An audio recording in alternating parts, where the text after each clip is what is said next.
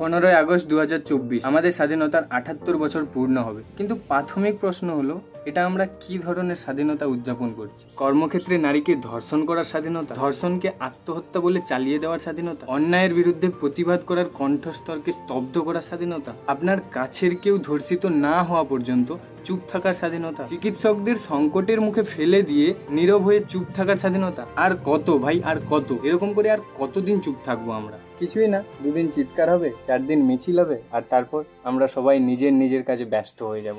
কিন্তু যে হারালো আর যার হারালো একমাত্র সেই জানে যন্ত্রণাটা কতটা গভীর। এরকম ঘটনা আমাদের সমাজে প্রতিনিয়ত ঘটে চলেছে, আর সেখানে হাজারো প্রতিবাদ করে কিছুই লাভ হচ্ছে না। এ সমাজে যার টাকা আছে, যে বড় নেতার ছেলে, তারাই জয়ী হচ্ছে।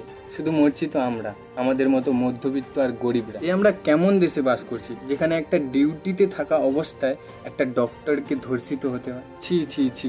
বলছি, তোরা কি মানুষ নাকি জানোয়ার? আসলে একটা কথা কি জানো তো, আমাদের সমাজটাই খারাপ। এই তো কিছুদিন আগের কথা, যেখানে একটা ব্রাজিলিয়ান ট্যুরিস্ট ইন্ডিয়াতে ঘুরতে এসে ঝাড়খণ্ডের কোনো এক জঙ্গলে ক্যাম্পিং করছিল। এখানেই মহিলাটাকে ধর্ষিত হতে হয়। তারপর যাদবপুরের কেসটা, কিছু জাস্টিস হলো না তো? ভুলে গেলে দিল্লির নির্ভয়া কাণ্ডটা, কিভাবে নির্মমভাবে খুন করা হয়েছিল? বলছি বোকাচোদা সরকার। ওহ, বোকাচোদা বললাম কেন? তাহলে শোন, একটা সমাজে স্বাস্থ্য আর শিক্ষাটা সব থেকে আগে জরুরি। ওহ, মনেই নেই যেখানে আমাদের শিক্ষামন্ত্রী নিজেই চোর, যেখানে আমাদের ডক্টররাও আনসেফ। কি আজব দেশ, যেখানে ডক্টর হওয়ার আগে নিট এক্সামে কেলেঙ্কারি, যেখানে ডক্টর হয়ে আবার ধর্ষিত হতে হয়। ছি ছি ছি। এবার আসি কেন বলছি এসব, আর ঘটনাটা আসল কি।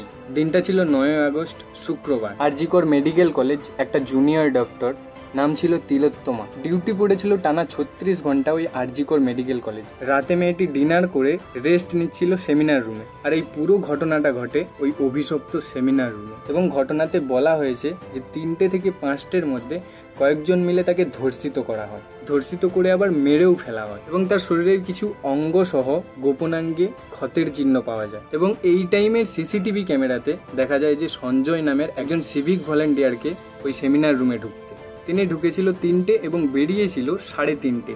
এবং এটাও সূত্রের খবর জানা যায় যে ওই সঞ্জয় নামের সিভিক ভলেন্টিয়ারের হেডফোনও পাওয়া যায় ওই সেমিনার রুম। এবং ঘটনাটা ঘটার সাথে সাথেই পুলিশরা এটাকে চালিয়ে দেয় আত্মহত্যা নামে। বলছি, পাবলিক কি বোকাচোদা? কিছুই বোঝে না নাকি? আসল ব্যাপারটা আমি বলি। ঘটনাটা ঘটে রাত 12টা থেকে 3টের মধ্যে, এবং সেটাকে চাপা দেওয়ার জন্য ওই সঞ্জয় নামের সিভিক ভলেন্টিয়ার, যে কলকাতা পুলিশের কর্মরত একজন সিভিক ভলেন্টিয়ার, তাকে ওই সেমিনার রুমে ঢোকানো হয় ওই 3টে থেকে 3:30-এর মধ্যে, তাও আবার মদ খাইয়ে, নেশা করিয়ে। এমনকি যে এইসব কাজ করাচ্ছে সে এটাও বলে যে ওই সঞ্জয় নামের সিভিক ভলেন্টিয়ারের হেডফোনটাও সেমিনার রুমে ফেলে আসতে। আচ্ছা বলো, একজন মানুষ কি করে ওই সেমিনার রুমে 30 মিনিটের মধ্যে এরকম কাজ করতে পারে? তাও আবার পোস্টমর্টম রিপোর্টে জানা যায় মেয়েটিকে কয়েকজন মিলে ধর্ষণ করা হয় এবং তাকে মেরে ফেলা হয়, এবং তার অনেক জায়গায় ক্ষতের চিহ্ন, যেটা দেখে মনে হয় যে এটা একজনের কাজ নয়, কয়েকজন মিলে এটা করেছে। কি করে সম্ভব? How this possible? এবং রাত 12টা থেকে 3টের সিসিটিভি উধাও, এবং যে জিনিসটাকে পুলিশ আত্মহত্যা বলে চালিয়ে দিচ্ছে। ছি ছি ছি। ছোট থেকে জেনে আসতাম যে পুলিশরা আমাদের সমাজ সেবা করে, কিন্তু আজ দেখে ঘৃণা হচ্ছে আমার। এখনো বলো, আমাদের সমাজ, আমাদের দেশ, আমাদের সরকার, আমাদের আইন অনেক ভালো, তবে ঘটনাটা খুবই খারাপ। জাস্টিস পাওয়াটা সব থেকে আগে জরুরি। যে এই কাজগুলো করেছে তার শাস্তি পাওয়াটা আগে জরুরি। আইন সবার জন্য সমান হওয়া উচিত, যাতে করে পরে এরকম কাজ করার আগে 10 বার ভাবতে। যাই হোক, আমি আমার মতো করে প্রতিবাদ করলাম, তোমরাও কিছুটা হলেও প্রতিবাদ করো। যদি কিছু ভুল বলে থাকি তাহলে মন থেকে sorry, and justice for Tilottama. Happy independence day.